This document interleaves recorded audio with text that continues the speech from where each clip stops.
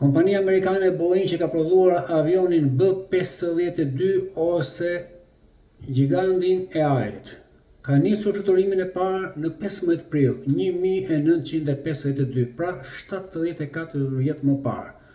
Por ky avion është super sukses, fortesë ajrore që fluturon dhe garanton pikërisht mbi 750 baza që Amerika ka kudo në botë dhe interesat e saj dhe të aleatëve siç është NATO-ja.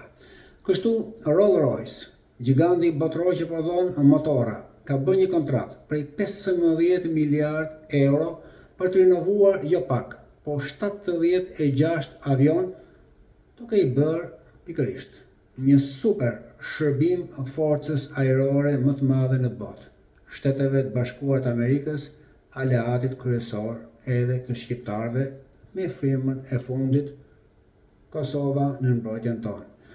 Për më shumë informacione do të gjeni linku në komentin e parë. Gjithë të mirët.